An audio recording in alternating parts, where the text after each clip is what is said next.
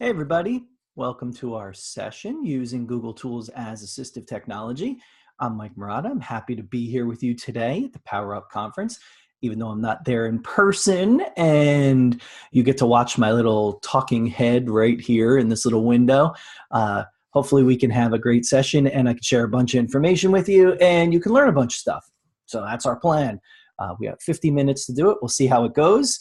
We'll see how I hit my mark, and hope you enjoy. There's all my contact information. If you want to reach out to me for any other questions, feel free. My website, my email address, my Twitter handle, whatever you want to do to reach out about this topic or any other, doesn't matter. I'm game to talk about anything. I'm an assistive technology specialist. I am coming to you today from my home in New Jersey. Wish I was there with you in person. I am in another meeting right now. That's why we're doing this as a recording and not as a live remote session. I do want to send a quick shout out to John. Hopefully he's in the room somewhere keeping things on track in case we have a tech snafu or a complete and total breakdown. He's there to handle it. So thank you to you, John. I appreciate it. Like I said, I'm not here in person remotely right now, but I can be available to you. I am in another meeting, a meeting I cannot get out of. So unfortunately, we couldn't do this live remotely. But what I will do is I can live tweet this session. If you are on Twitter, use that hashtag PowerUpChrome, and I will follow along in real time as you guys are listening to this. If you have questions or comments or you want to ask me something, I'll be out there. I have a feeling that our conversation will be 100 times better than the conversation in the meeting I'm in. No offense to the people I'm in the meeting with, but I think this will be a much better conversation. So feel free. I'm around.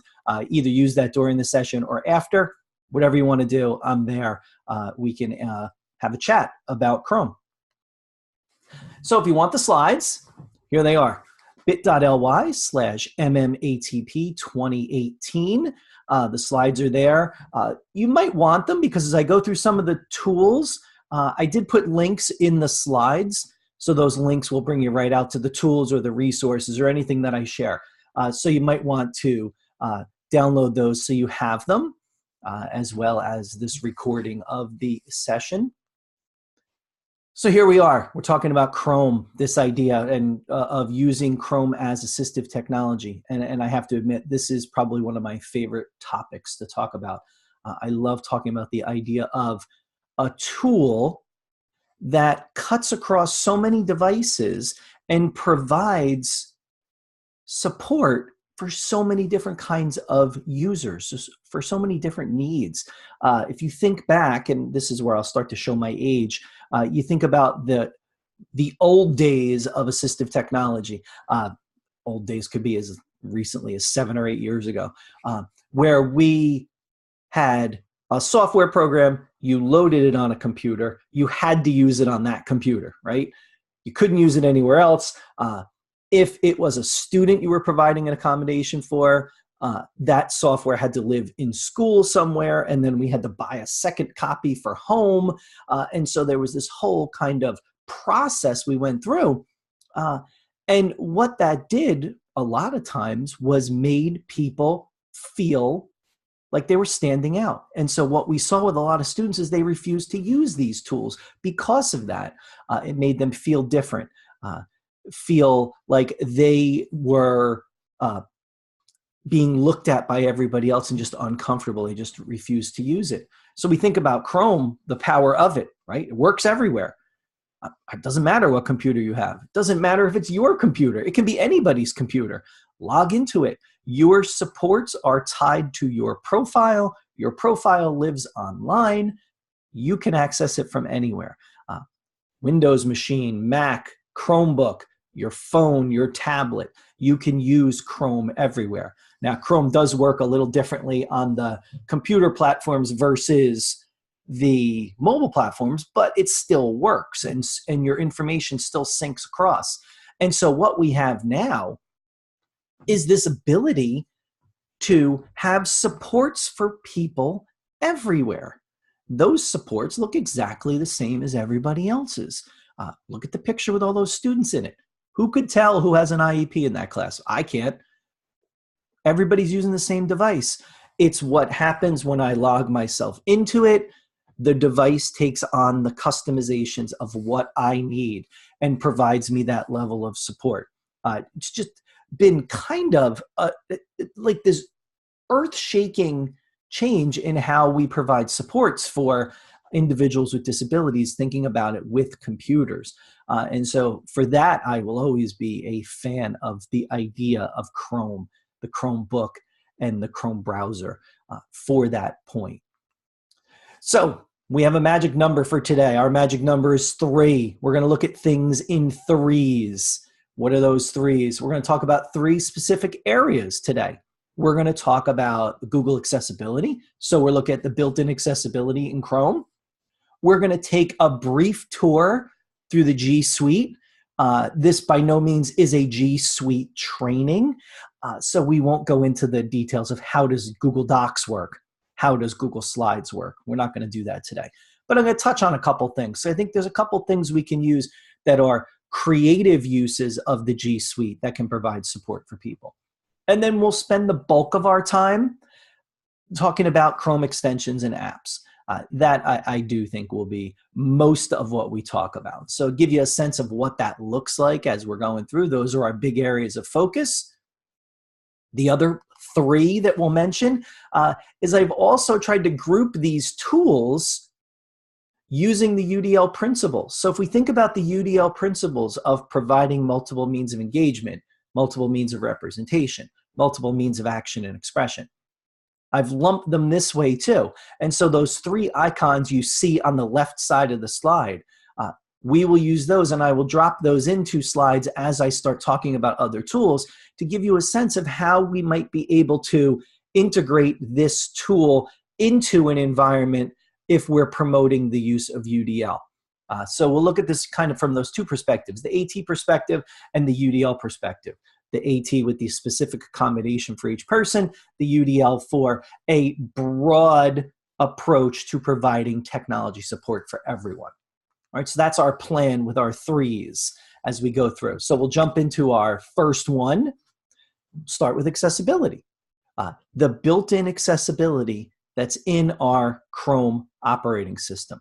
Now, before we dive into that, I'm sorry, I don't have the little song to play with it. You'll just have to dance along in your head. Think about that little song as it's playing.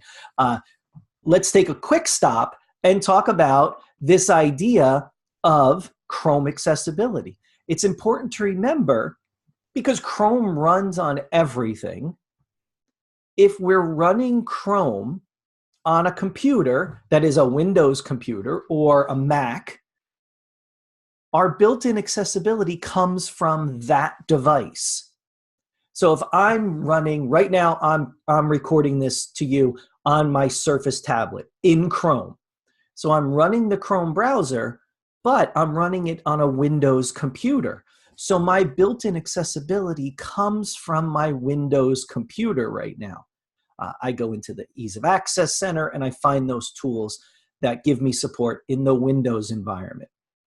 If I'm on my Mac, same idea. I go into the accessibility settings and I change those there. The Chromebook itself has its own built-in accessibility. Those features work a little differently. The slides that I show you in the next minute or 2 are going to be from the perspective of using Chrome on a Chromebook in the Chrome operating system. So that's our first hurdle as we start thinking about built-in accessibility and what does that look like and what do I have available to me. But like anything else, this is the first place we should look. These are the things that are already there. You know, people talk about all the time, well, I don't want to buy things. I don't have money to buy things. Tools are expensive, which is really not true much anymore. I mean, the bigger scheme of things, software and apps have gotten so cheap that we typically just buy them randomly now, which is not a great plan either, but another story for another day.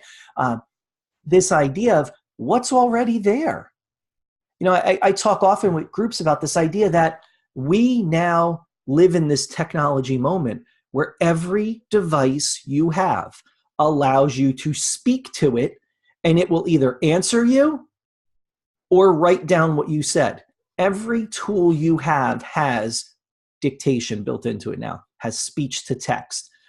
We've always had the ability to yell at devices, but they didn't always respond or do what we wanted them to. Now we actually can talk to them and they can do something. That's because of built-in accessibility. And so we start there because that gives us our simplest, straightest path to providing some accommodation for someone. And so let's talk about them a little bit. This idea of the Chromebook in the settings has a pretty robust accessibility suite now, which is really nice. I think the Google team has done a really nice job of increasing the functionality of this feature set in their devices.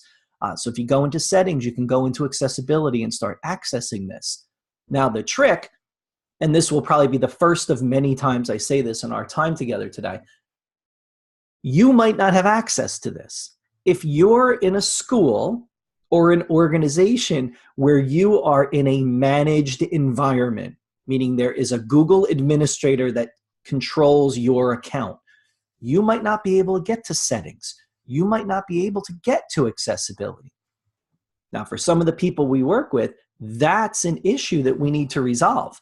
And one of the ways we can resolve it in the Chromebook scenario is one of the settings in the Chromebook accessibility allows you to show your accessibility settings in the system menu.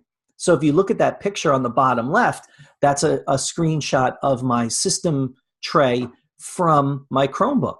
And if you'll notice, one of the choices right above the Wi-Fi is accessibility. So it's popped up in my menu where I can get to it and modify some of those settings. This eliminates the need of me having to go into the accessibility settings piece, which is huge. So now I can get in there and turn these features on and off. And so if you don't have access, or more importantly, your students don't have access to the settings page, which they probably don't, ask your Google administrator, can you turn on this feature? And all it is a slide button. And it says, the picture on the top left shows it. Always show accessibility options in system menu. Turn it on and it's done. That shows up in the menu all the time. Gives you access to these settings. So it's a really important piece to start thinking about how someone gets to these. Because these settings are there. These options are there, but we need to make sure everybody can get to them. So what's some of the key points that we look at with the built-in accessibility? How about a screen reader? So for someone who's blind or visually impaired, I even look at this broader. I'm one of those people that looks at these built-in settings less about what category do they fit in. Supports for vision, supports for hearing, supports for physical access. I try to throw those things aside and I say, what is that feature and how could it help someone I'm working with? Chrome Vox is a screen reader. Anything on the screen is read aloud. It's a feature designed for people who are visually impaired or blind. Okay, but what if I have someone who's a non-reader? I work with classes of students that are cognitively impaired and need to have audio support for using the computer. We use a screen reader because it tells them what's on the screen as they navigate around. It's not a vision issue. It's an ability of not being able to read what's on the screen and recognize those icons and those features and understand what's happening. So I need to have the audio support, and that's what does it. So if you've tried Chrome Vox in the past, it was, I hate to say it was bad. Bad seems harsh. It was bad. It was not great. It was okay. There you go. I moved myself from bad to okay. It was okay. But it had some hiccups. It didn't work a lot of the times in every space we went to. They've done a really nice job, the Chrome team, the accessibility team, of updating that. And probably in the past year or so, we've gotten this brand new version of Chrome Vox. So if you haven't tried it, check it out. It's actually a really powerful tool now. Very seamless, pretty straightforward to use. Keyboard commands to navigate around and get audio support for anything you see on the screen or any item that's on the screen. The other thing we've gotten, and this is a brand new feature that's built into the Chromebooks, we now have text-to-speech support, where if you think about How many of us, don't raise your hand, I can't see it anyway, don't bother. How many of us use the built-in text-to-speech on our iPhone or our iPad, right? It's built right in. You do the speak selection. I hold my finger down, I select some text, and it reads out loud. Great feature. Well, our Chromebooks didn't have that feature until fairly recently. So now we have something called Select to Speak. Turn that feature on. Anywhere on a web page, hold down the search key. So for us people that have our Chromebooks now, I'm looking at mine. I just needed to confirm on my before I said it. Hold down the search key, which is where your caps lock used to be. Hold down the search, click on some text, and it will read that text aloud. Pretty good. Works pretty good. You're going to have more success on websites than you will in documents that you bring into it. That's just from my own personal experience. Maybe yours will be different. Your results may vary, I don't know. But for things like PDFs, I haven't had a whole lot of success with that working. And most of that's because the PDFs I was looking at were not accessible, so the tool couldn't see the text in the PDF. But a good solution. Now, I've gone to a couple schools recently, and this feature was not there. And what I found was that the school had not updated Chrome yet to the newest version to where this feature actually showed up. So if you go into a Chromebook in your setting and you don't see this, talk with your Google administrator about updating Chrome, and it should pop up. And so that could give you some quick, simple text-to-speech support. Is it the best? Will it meet everybody's needs? Probably not, but it's a good start. It's like every other built-in accessibility support. It's a great starting point to try something. See if it works. If it doesn't, you move to another tool. The on-screen keyboard. There's an on-screen keyboard built into Chrome. It has word prediction in it. It's word prediction that I would say is on par with what comes from your phone. So it's that kind of word completion. It's good. It provides some support. The other thing that pops up is speech to text. On the top of the keyboard, there is a microphone. So for any of us who have used voice typing in Google Docs and have had good success, you know that you only get that support in Google Docs or Google Slides if you use it in the notes. So those are your two spots that you get it. Well, what about anywhere else? Now you could turn on the keyboard and get speech to text anywhere. Huge feature for people if they're completing web forms, going to a website to do something, whatever it might be. Now I have speech to text everywhere. A couple other little things. Here's one. If you have someone who's struggling to remember keyboard shortcuts, if you're on your Chromebook, hold down the keys, Control, Alt, and question mark. It will pop up a screen overlay. Up on your screen, you'll see a keyboard.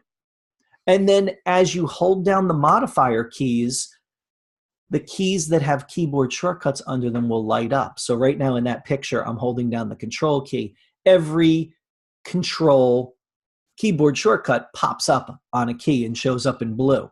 And I can see what those do. If I hold down the Shift, it will change to another color and show me keys. Hold down the Alt, same thing. It shows me the keys there. So now suddenly I have the ability to not need to remember everything, but I have the ability to quickly get to them if I need them at some point without having to remember them. So that's only on your Chromebook. That will not work on Chrome on your PC or your Mac. That is just a Chromebook thing. So, broad strokes. That's what we're looking at here. We'll talk about G Suite a little, and we'll go a broad stroke again. These are your tools. These are your productivity suite of tools that you have connected to your Google account. Your Gmail, your calendar, your Google Drive, Docs, Sheets, Slides, Sites, all those tools. Powerful tools, one that we use all the time, Google Docs. Actually, I just read an article that talked about what do people typically use on a Chromebook, and it was something like 90% of the time we're using Google Docs, which was kind of the article was using that as an indictment for not using the Chromebooks creatively, but that's, again, another story for another day. This idea of using Google Docs, and again, I'm not going to go into a Google Docs training. We don't want that right now. But talking about the ideas of how to use some of these tools. Voice typing, it's there. It's a powerful tool. Again, getting better all the time. The positive feature, I don't have to train it. I just turn it on and it works. Perfect. One of the key points though, be connected to Wi-Fi. Then it works. If you're not connected to Wi-Fi, it's not going to work. So that becomes kind of an issue that we need to be aware of. And if the person is moving from environments that have Wi-Fi to not having Wi-Fi, we have to be aware of that. We have to be prepared. We have to provide that level of support to give them the writing support they might need otherwise. But here, I wanted to share this with you because it's kind of like a big, this was a big solution that I finally came up with. I have a teacher I'm working with who wants to use voice typing in her classroom to dictate her notes for the lessons as they're talking so that the lesson notes are available instantly to students.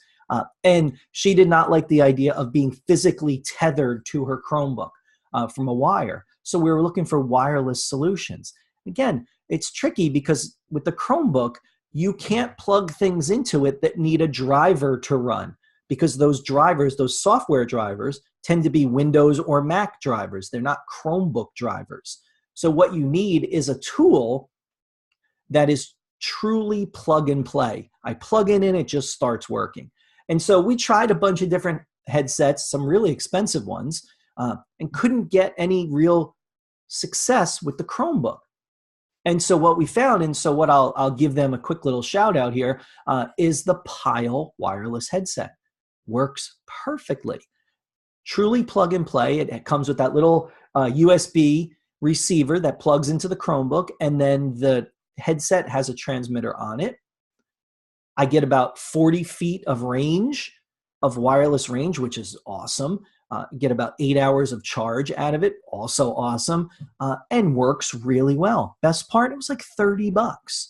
So if you're looking for this as a wireless solution, that might be an option.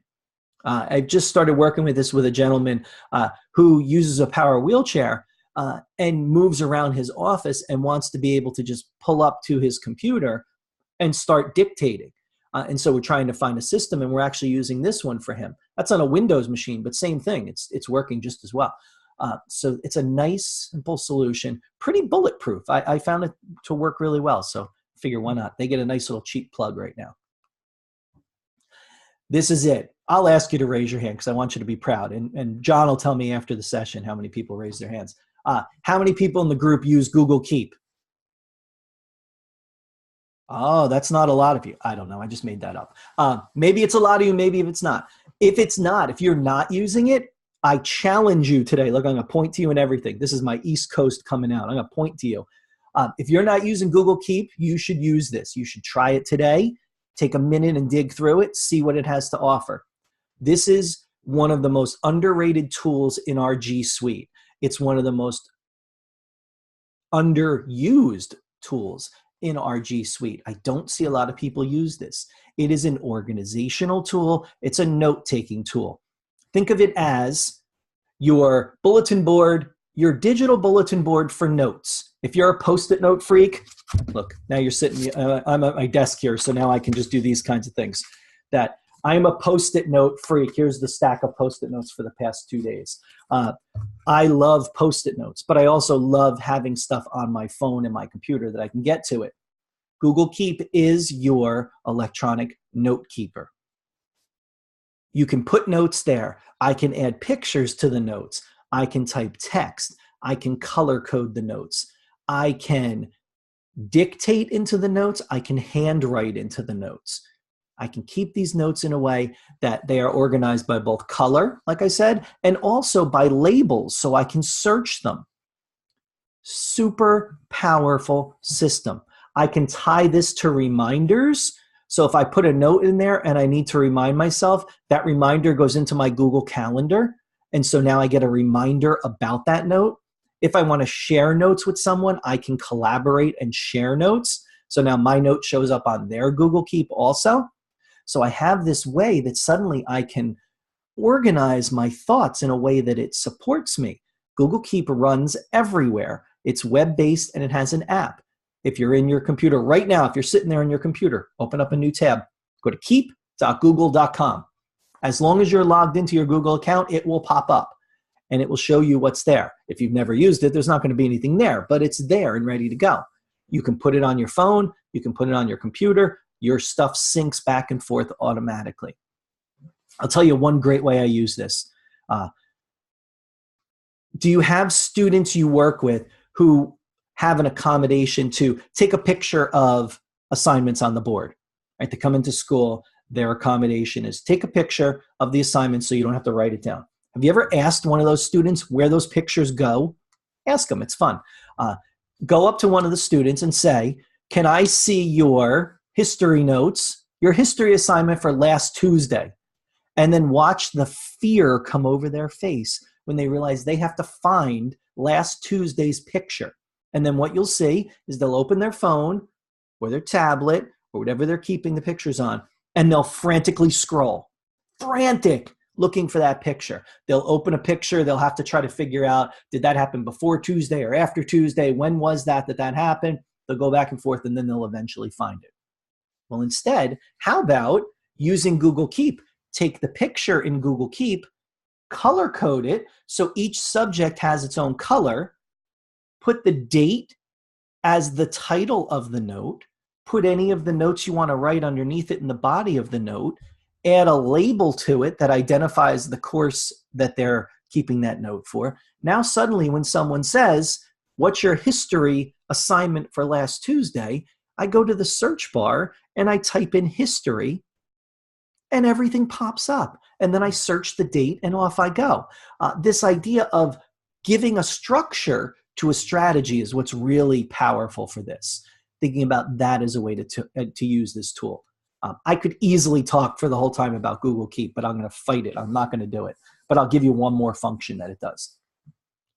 Take a picture of text. So on the top picture on that slide is the picture of a back cover of a book. I took that picture in my Google Keep. I clicked on the menu for Google Keep and I said, grab image text. And what happens? In the body of the note, all of the text is pulled out of that picture. So now suddenly I have on the fly OCR, optical character recognition, and it pulls the text out that now I can do something with. I can use that as part of an assignment. I can use that with the built-in text-to-speech to read it, whatever I want to do. So I have that ability. It also does handwriting. Your handwriting has to be fairly decent. Mine does not work, not even on my best day. But if your handwriting is pretty good, it will take that handwriting and pull it out as text as well. So a really powerful feature. Like I said, if you haven't used Keep yet, please go try it. Check it out. See how it might be helpful for you. One other thing about Keep, see, I really could go all day. If you go back to Google Docs and you go back into that Tools menu, you've probably not noticed it if you're not a Keep user, but right under voice typing is a function called Keep Notepad. If you select that, your Keep items pull up on the right-hand side in a column. So now suddenly any note I've taken in Google Keep is available to me when I'm doing my word processing. If I want to pull that over into my note, I just simply click and drag it, and all of the text and the pictures drop right into my Google Doc for me to do writing. So now suddenly I can use Google Keep as a note-taking support to help me with a writing assignment as I move forward. So hopefully I hooked you on Google Keep and you'll go check it out. Don't forget, I am here. I'm floating around. I'm still in that meeting. It's still horrible. Trust me, it's not good. Reach out. I'm on Twitter right now, waiting anxiously for somebody to talk to me. Use the hashtag #PowerUpChrome, and I'm still out there. So didn't want you to forget. Let's hit our third area. I'm looking at the clock I have running to make sure I'm good. All right, we're good with time. We'll talk about Chrome extensions and apps, our third area of the day. Apps and extensions, these are the tools that make Chrome customized for you. You're able to add in extra tools that give you functionality that you might need to be successful. We do that through apps and extensions. Google Apps tend to launch more like a software program that you're familiar with.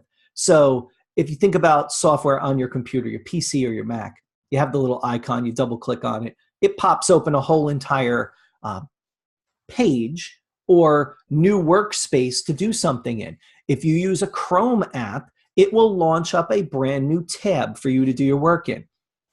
Interesting side note, if you're using Chrome on a Mac or a PC, your Google apps are going to go away. They may already be gone. If you're using a Chromebook, your Google apps will still stay for a while. Those will still work, but on the other two platforms, they will disappear.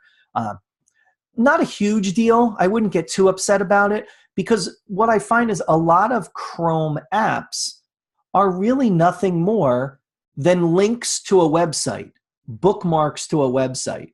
So if you notice, when you open up a lot of your Chrome apps, it just pops open a new tab in your browser and you just start working on a website. Those websites are still available. Make yourself a folder, put it on your bookmarks bar, and add your tools in that way. And then you can go back and forth to them. So it's not a huge issue, but it is something to be aware of, that it is going away. Chrome extensions tends to be where we do a lot of our time. We spend a lot of our time using a lot of the tools. Your Chrome extensions, when you install them, load up alongside your address bar. So wherever you type in the web address, to the right of that will be those little icons. Your extensions perform their work in the task you're currently in the tab you're currently in, sorry. So now I'm working on a word processing document. I want it to read out loud to me. I select one of my Chrome extensions and it starts reading it. So that's doing its work right there in the tab that I'm in. So before we go and start looking at some of them, I'm just going to waste time because I like watching that dance across the screen. It makes me happy. I don't care if another one of you is smiling. It doesn't matter. I'm happy. Before we do that, stop for a second. Remember that this is not meant to be a shopping list. I don't want to see just frantically starting to download things. But instead, think about how these tools and the features of these tools will match the needs of the person you're working with. I think that's so critical, that we continue to employ a strategy, a framework, if you dare say, the SET framework, that we make sure we're looking at the person, the environment they're using technology in, the tasks they need to complete before we start talking about the tools. Having extensions just for the sake of having them doesn't help anyone. It just adds clutter. It's just a bit of a nightmare. There's just no reason for that. So thinking about that as we go forward, make sure you're matching the features to the person you're working with. I always start with this one because this is a great example, and I strategically placed my video box on the screen above my extension so you don't see how many are open at any given time, because I am a hoarder of extensions. I like to claim that it is because I'm an evaluator, and so I need to have everything. So if you're an evaluator, use that too, and it gets you out of the jam of being a digital hoarder. But I have a lot of extensions. Some of the students and adults that I work with have a lot of extensions. What happens if you use a lot of extensions or you have them running, if you're using a Chromebook, every extension you have open starts to slow down the device. And so we need to close some of those. What's interesting, again, if you're on a managed system, you might not be able to get into the settings to open or close them. So that becomes an issue, especially when we have some that start to conflict. There are some that conflict. Things that do text-to-speech tend to conflict with each other. And so I look for a way to get me an easy way to turn them on and off. And this one is called Extensity, and it drops down a menu from your toolbar that shows you every extension and every app you have. Any app that is bolded right now, so if you look at that picture and any of the bolded ones are turned on, any of the grayed out ones are turned off. So if I need one for an activity that I'm doing, I click it to turn it on, do my work, whatever it is I'm doing, turn it off again. I try to keep as few open as possible so that my Chromebook runs a little faster, a little more efficient.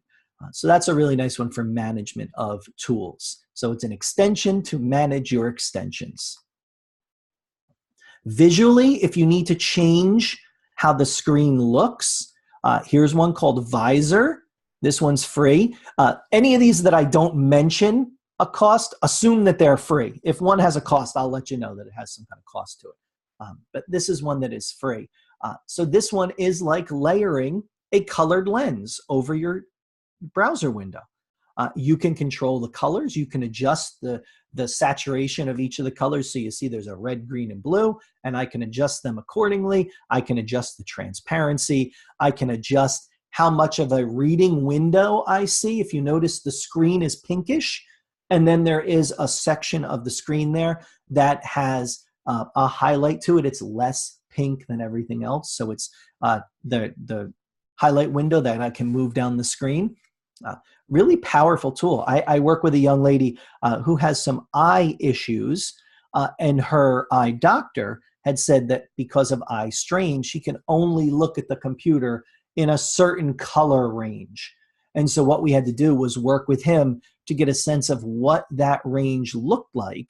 And then we set that on Visor so that every time she goes into the Chromebooks, it pops up with that lens on top of it, and then she's able to do her work. So a really simple solution for her. Free, you can't get any better than that. But it allows her to be independent as she moves forward with her computer-based assignments throughout class. So that's Visor. Mercury Reader, if you are a user or were a user of Readability, Readability was a Chrome extension that we had that stripped out the visual distracting pieces of information on a screen. I was going to call it the visual junk on the screen, and I just think I might. Just think I did. Any of the junk that's on a page, it strips it out. So right now, if you look, the top picture is the web page the way it exists. I use the Readability replacement now. So this is what it's called now, Mercury Reader. It's actually the same company, same extension. If you had Readability, it just automatically changed itself to this, and you might not have even known it, Mercury Reader. And so what happens is the top picture is the existing page. I click the extension. It strips out everything from that article except the text. So now I have a very nice, clean visual for the article I need to read. An interesting little aside, when this extension changed, unfortunately, it does not work with most of our text-to-speech tools anymore, which is really frustrating.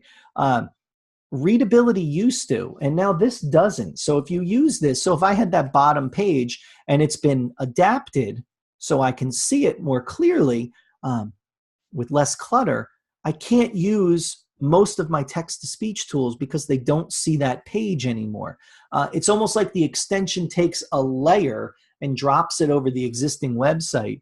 And so what I have is a web picture, a web page layered on top of another web page, and the text-to-speech extension can't see that. So that's a little disappointing. But if you need it just for the visual, it is there. One of my personal favorites that I'm starting to work with a lot of people with is Noteboard. So it's an extension that gives you a bulletin board on your Chrome profile. And so what I can do is I can post up notes here. I can post up documents. I can post up pictures, links to other websites, whatever it might be. What's interesting about this one is I can make multiple tabs in this same bulletin board. So with this one even, if you'll notice that right underneath the icon menu bar at the top is a list of tabs: home, history, science, technology, personal.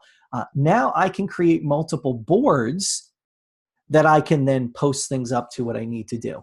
This is interesting. I've been using this for some students as an alternative to Google Keep, so that instead of having color coding in kind of a running list in Google Keep of notes, now the students can organize their notes by subject and just click to that tab and then see everything that's related to that subject. Again, just a different way of looking at it. It performs very similar functions as to Google Keep. It just presents it a little differently. So it depends on how that student wants to look at it, but a nice option. Momentum, for those times where you need to be remembered what you have to do today. So this right now is a screen capture of my screen. When I open up a new tab on my Chromebook, Momentum changes that. If you think about how it's traditionally set, you click a new tab and it has the Google search and it pops up on your Chromebook. Now it's changed to this, where I get the time. I'm a sucker when something says hello to me with my name. I just like that. You'll notice right underneath it, what is your main focus for today? I can put in something in that line there. That's a line I can type on. And then every time I open a tab that day, that main focus pops up and reminds me, hey, you still have to do this today. In addition, I can also have a to-do list pop up. So on the right of that, every time I open a tab, a to-do list pops up. So really nice for organization, for remembering things that need to be done. How many of us have to work with PDFs, right? Think about that. You're working with PDFs in your Google Drive, but I need to annotate them. One of the most straightforward tools to do that is called Kami.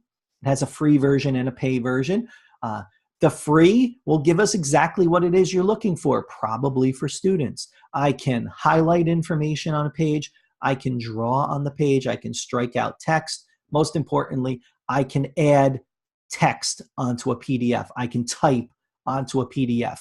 Huge, huge feature. The pay version gives you the ability to dictate right into a PDF, and it does a lot of the OCR for you. But the free version does not give you those. But it gives you those settings that we need, which is mostly the ability to annotate a PDF. So definitely that's a great one for us to use. The next two, I'll go back and forth. Sorry, I don't know, hope that didn't make you nauseated. Basically, are two kind of similar, I would call these almost the same type of tool, but these are our big Chrome extensions that we have to support students with reading and writing. We think about AT, and that is Snap and Read Universal from Don Johnston and Read and Write for Google from TextHelp. Both of them provide text-to-speech support for accessible and inaccessible documents. Accessible documents would be any web page you go to, most likely is accessible. When you move through a Google Doc, that is accessible where it will read it. Inaccessible would be things like PDFs sometimes, electronic books.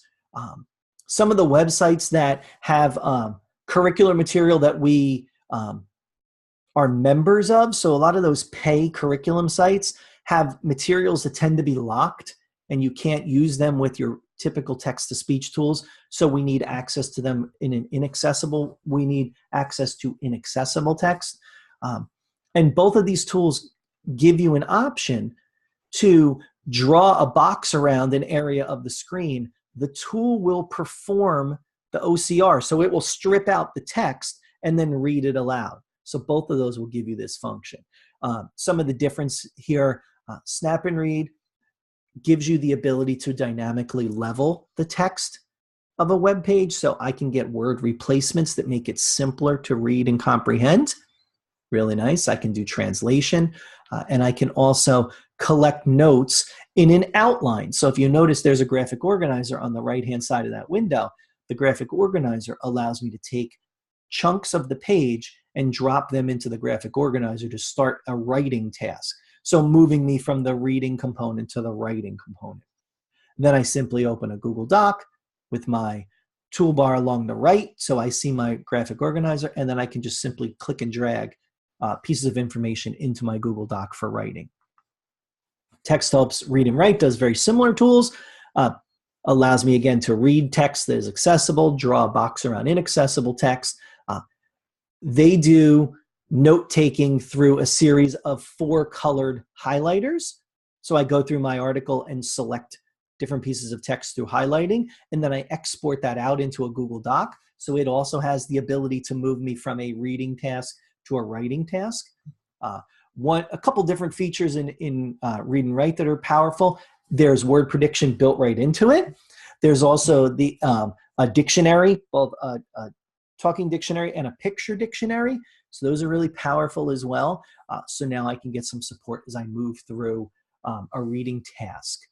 What's really nice about Read and Write is TextHelp has put this out there that they will give you, as a teacher, a free 1-year membership, a subscription to this. So if you follow the link on the slide right there, it will take you to a form you fill out, and they will activate your tool for a full year. Then when your year ends, fill it out again, and they'll give you another year. But a really nice way to trial this tool and see if it's going to be something that's helpful for your students as you go forward. Another tool from TextHelp, Equatio. Maybe you've heard about this. This is one of their newer tools. It's about math. So now we have a tool that helps the students complete math. And what it does is it works within Google Docs and allows you to construct math equations in that little box on the bottom of the screen there. I can do that through multiple ways. I can type my equation in that box. I can dictate my equation in that box. I also have, if I'm typing it in there, I have equation prediction that pops up. So now as I start to type, it gives me options of what are you trying to say? Are you trying to say squared or square root? What are you trying to say with this? And it'll help the student complete those equations. When you're done, click Insert Math, and it drops that into a Google Doc for you. So now you have that ability to provide some support for math. TextHelp has recently made this tool available to teachers as well. So now you can get this tool for a full year for free for yourself to practice and use it with students and see if it's effective. I mentioned word prediction before. One of the powerful word predicting tools we have is CoWriter. So that's from Don Johnston, which gives us the floating prediction box over any area on our Chrome browser that accepts text. So anywhere you go that allows you to type into it, CoWriter can work, giving me word prediction through the use of topic dictionaries or speech input. If you notice number 6 there on the page, number 6 in that box is a microphone. That microphone works everywhere. So now I have the ability to dictate text into every open text box on my computer. One more that they've just brought up, this is also from Don Johnson. If you use CoWriter as a software tool, you have part of that is the word bank feature. Well, now they have that as a separate extension as well. So now I can go to any article online and click a button, and the word bank tool will pull out every word in that article that is unique and give me a word bank. Now that word bank can float in front of my word processor. I can go over to Google Docs now, and that word bank is there. I can simply click words and they'll drop in automatically into where I'm writing. So now it's that additional support of not word prediction where I have to start the word, but now it's visually, do I see the word I want? I click it, it just drops it right there. So that's Word Bank Universal. Some of the other things, if we're doing video tutorials or some kind of interactive assignment, we can use Screencastify to record our screen. I use this a lot with students as they're going forward too. Maybe they'll make a slide presentation and then they'll run the slide presentation, kind of like I'm doing right now with you, and narrate it. So now I have an interactive screen presentation. Maybe it's showing an individual how to use an extension. Well, I can make a tutorial for that. Screencastify has a free and a pay version. The free version lets you record up to 10 minutes. So now you have the ability to make these videos and then share them. Put them in your Google Drive and share them. So a really powerful tool for that. If you're going full on with web video and video editing support, this is something called WeVideo, and it's web-based. So it'll work on a Chromebook, and it gives you all of the functions you would need to use a really true video editing tool. Drop in video clips, audio, narration, captions, still pictures, whatever you're going to do, and make a video out of it. So that's WeVideo. Also a free and a pay version. All right, we're dangerously close. I'm looking at what time it is. We're almost at the end of our time together. I'll give you just a couple more because I feel like I'm starting to push that needle just a little bit. Let's talk quickly about the future of what's out there for Chromebooks. Kind of interesting. We start thinking about this. We have some things that are coming. First, for some of you, it might already be there.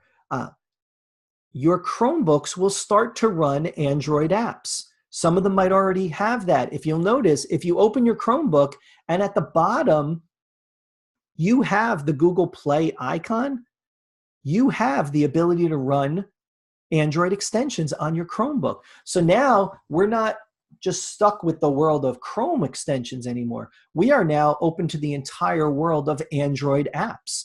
Huge opportunity for us to use a lot of different tools on a Chromebook. Most of our new Chromebooks have this feature now. Older ones, what Google says is they'll start to roll that out within the next year. So you'll start to see that soon.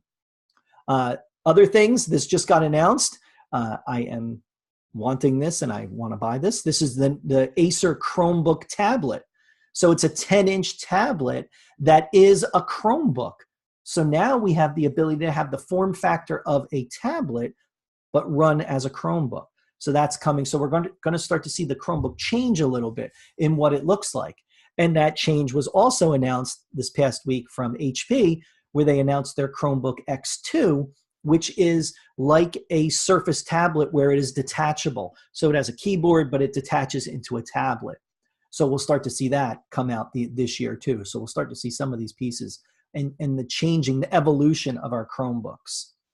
Just remember, it's not all about the tech. As much as I love the tech, it's not about the tech.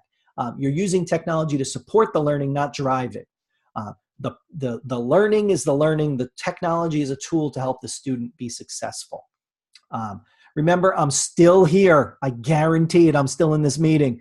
Oh, it's brutal. Reach out. Power Up Chrome. I'm all for it. Let's chat about something, whatever you want. I hope you enjoy the rest of the conference. I want to give you a quick plug for AT Chat. Every week, if you're on Twitter, you can join Karen Janowski and myself. We do AT Chat every week at 8 p.m. Eastern, where we pick a topic related to AT, and we talk about it for an hour with people. So hopefully you can join us and share your insights and your wisdom with the rest of the group. There's my contact information. Again, I hope this was helpful for you. I hope that the tweeting worked in real time. I hope that we've had some opportunities to connect. I hope you enjoy the rest of the conference. I'm sure you will. It looks like a great conference. If you have questions, reach out. My website, my email address, my Twitter handle. I'm happy to talk to you about anything. So with that, I'll say enjoy the rest of your day. Thank you for your time, and I hope to see you soon. Take care. Bye.